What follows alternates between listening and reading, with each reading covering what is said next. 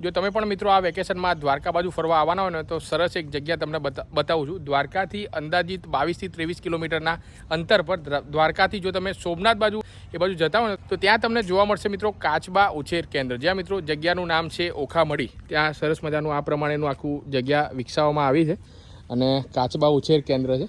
એટલે કે જો આ પ્રમાણેના જે નાના કાચબા છે ને અહીંયા લાવવામાં આવે, ત્યારબાદ તેનો ઉછેર કરવામાં આવે ને ત્યારબાદ છોડી દે। ગવર્મેન્ટની જગ્યા છે। જો આ 4 કાચબા છે અહીંયા, દરિયાઈ કાચબા।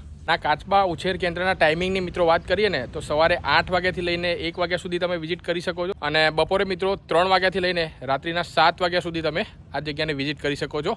અને આ કાચબા ઉછેર કેન્દ્રથી થોડા તમે આગળ આવશો ને તો એક સરસ બીચ છે જેનું નામ છે બીટલ બીચ, એ તમને બતાવું હવે। અહીંયા આપણે પાછળ કાચબા ઉછેર કેન્દ્ર જોયું, ત્યાંથી ચાલતા અહીંયાથી તમે આમ જશો ને ગાડી ત્યાં પાર્ક થઈ જશે અને જો આ સરસ મજાનો ચોખ્ખો બીચ આપણને આ જગ્યા પર જોવા મળશે જેનું નામ છે બીટલ બીચ। જો એકદમ ચોખ્ખો બીચ છે, જો આ જોઈ લો, દૂર સુધી હું તમને મિત્રો બતાવું। જો એટલે તમે ઘરેથી નાસ્તો આ છે કંઈ પણ લાવ્યા હોય તો તમે નિરાંતે તમે અહીંયા બેસી શકો છો। સરસ મજાનો બીચ છે દ્વારકાથી માત્ર 22 કિલોમીટરના અંતર પર। તો જો મિત્રો તમે પણ દ્વારકા આવવાના હોય તો આ જગ્યાની ચોક્કસથી મુલાકાત કરવાનું ભૂલતા નહીં, કારણ કે ઘણા બધા ઓછા લોકોને આ જગ્યા વિશે ખબર છે।